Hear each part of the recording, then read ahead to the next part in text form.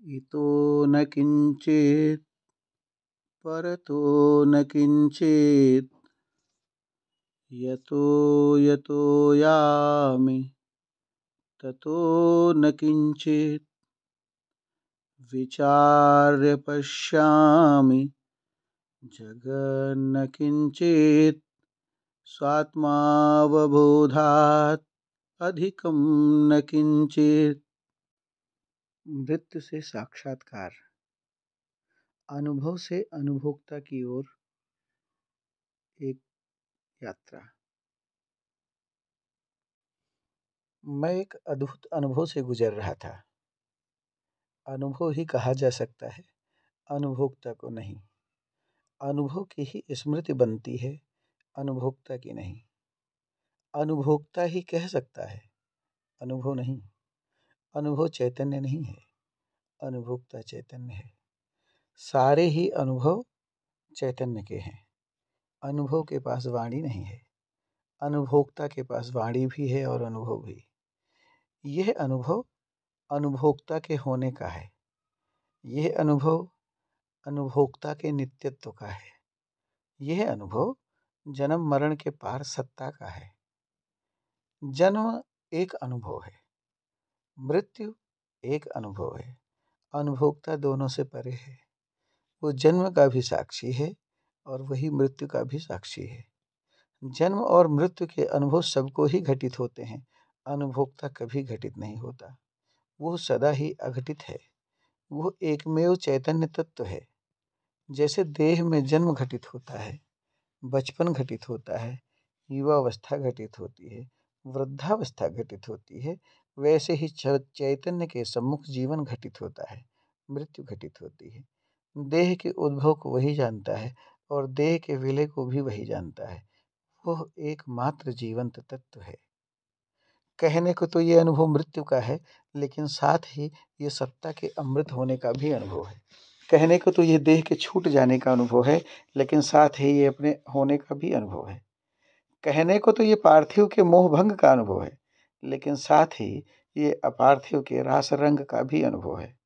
कहने को तो ये देह की जड़ता का अनुभव है, लेकिन साथ ही ये आत्मसत्ता के चैतन्य स्वरूप का भी अनुभव है। एक संध्या काल सहसा ये घटित हुआ, सहसा ही नाभि का सिकुड़ना हुआ, सहसा ही पलकों का झपकना हुआ, सहसा ही शून्य का अनुभव। भय हुआ कि जाने क्या होने को है। लगा कि नींद आ रही है। एक एक इंद्रिय शिथिल होती गई, एक एक तंतु शांत होता गया, सारा शरीर सो गया, देह का बोध गिर गया। मैं नहीं जानता कि शरीर है भी या नहीं।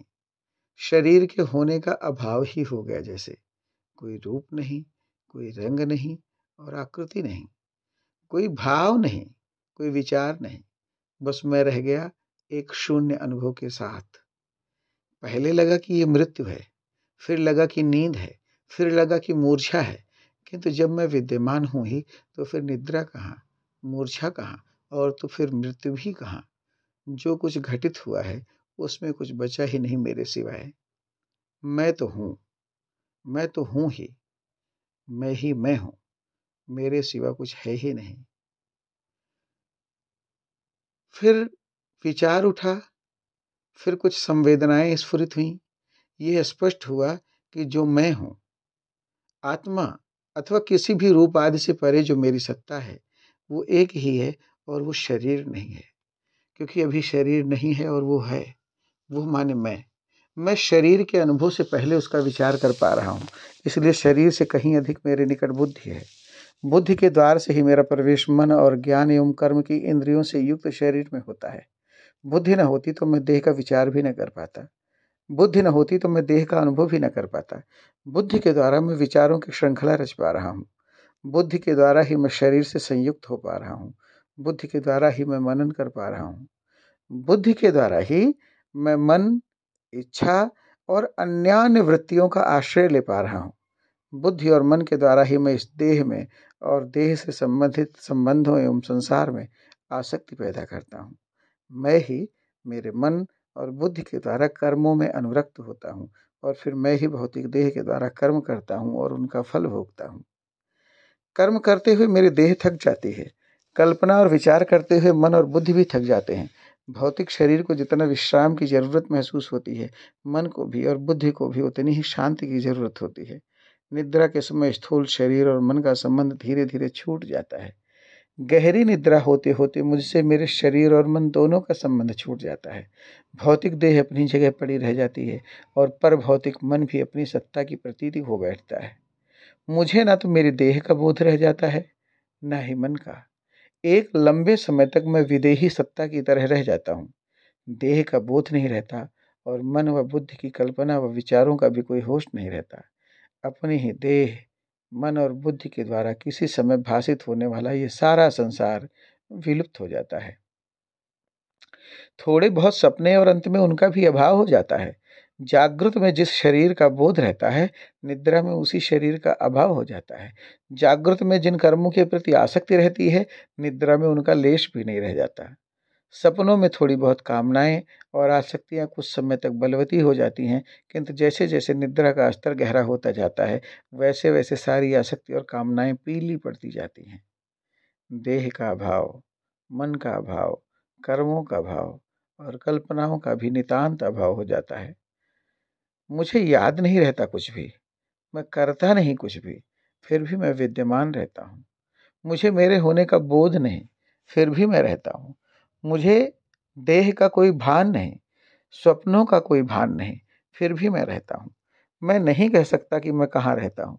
जरूर मैं देह में रहता हूँ, जरूर मैं मन में रहता हूँ और शायद इन सबसे पृथक परे मैं कहीं और भी रहता हूँ। मुझे स्थान का कोई बोध नहीं रहता, दिशा और काल का कोई बोध नहीं रहता, अपने और पराये का कोई बोध नहीं, किंतु मैं हूँ।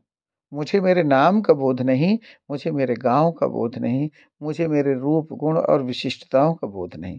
एक शब्द में कहूँ तो मुझे मेरी सारी उपाधियों का बोध नहीं, और तो और मुझ में मेरे मैंपन का बोध नहीं, फिर भी मैं हूँ। जागृत अवस्था में बहुत कुछ का बोध रखते हुए भी जो मैं हूँ, गहरी सुषुप्त अवस्था में कुछ न जानते हुए भी वही मैं हूँ। कर्म करते हुए जो मैं हूँ, वही पूर्ण विश्राम करते हुए भी मैं हूँ। संसार में, परिवार में और शरीर में रहता हुआ जो मैं हूँ, वही मैं सबके अभाव में भी हूँ।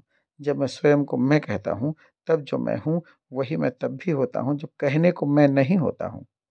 मेरे पास वाणी नहीं होती, मेरे पास शब्द नहीं होते, मेरे पास इंद्रियां नहीं होती, तो भी मैं हूँ। मेरी देह के जन्म के पहले भी मैं था और देह की विभिन्न अवस्थाओं से गुजरते हुए इस देह के गिर जाने के बाद भी, मर जाने के बाद भी अव्यक्त सा मैं शेष ही रह जाने वाला हूँ। मैं देख रहा हूँ कि देह के जन्म से मेरे जन्म का कोई नाता नहीं है और देह की मृत्यु से मेरी मृत्यु का कोई नाता नहीं है। जो भी परिवर्तनशील दशाएं हैं, वे निश्चित रूप से देह की हैं, मेरी नहीं। जो कुछ सुख दुख के भाव विचार हैं, वो सब अवश्य मेरे सम्मुख ही उदित अस्त होते हैं, किंतु वे मेरे कारण नहीं हैं। वे तो मन और बुद्धि के हैं, मेरे नहीं। आसक्ति के कारण और मेरेपन की मान्यता के कारण संसार का दुख सुख शरीर को लगता है, शरीर का दुख सुख मन को लगता है और मन का सुख दुख स्वयं का सुख दुख लगने लगता है। ममत्व के कारण बहुत दूर का दुख भी अपने अंतरतम में उतर आया सा लगता है, जबकि उससे अपना कोई दूर दूर का नाता है नहीं। न सुख अपना है, न दुख अपना है, किंतु इतना प्रेम किया गया है, इतना अपना माना गया है कि दोनों अपने सगे लगते हैं। न जन्म अपना है, न मृत्यु अपनी है, किंतु मानने के कारण, अज्ञान के कारण दोनों ही अपने लगते हैं। मन अपना है और देह अपनी है, ऐसी मान्यता के कारण उनके गुणधर्म भी अपने लगते हैं। देह नाशवान है और मन परिवर्तनशील, दोनों को उनके गुणधर्म से अलग किया नहीं जा सकता। वे कर्म करेंगे, थक जाएंगे और सो जाएंगे। उन्होंने जन्म लिया है, वृद्धि को प्राप्त होंगे और एक दिन नष्ट हो जाएंगे। यह उनका स्वाभाविक गुणधर्म है। वे अभी मेरे साथ हैं और एक समय आएगा जब मैं तो रहूंगा और वे नहीं रह जाएंगे, कम से कम उस रूप में जिसमें वे अभी मेरे साथ हैं। वे हैं ही परिवर्तनशील। तो यह बात मुझे पक्का पता चल गई है कि मृत्यु के बाद मुझे कहीं नहीं आना है। अभी मैं जहाँ हूँ वहाँ मैं हूँ, लेकिन मैं किसी लोक में नहीं हूँ, बिना किसी आधार और बिना किसी आकार का हूँ। मुझे पृथ्वी की कोई प्रतीति नहीं है और मुझे आकाश का भी कोई अनुभव नहीं है। मेरे सामने कोई सूर्य नहीं है और मेरे सामने चांद तारे भी नहीं हैं। प्रकाश का कोई स्रोत नहीं, फिर भी मेरे पास अंधेरा नहीं है। कितना स्पष्ट बोध है।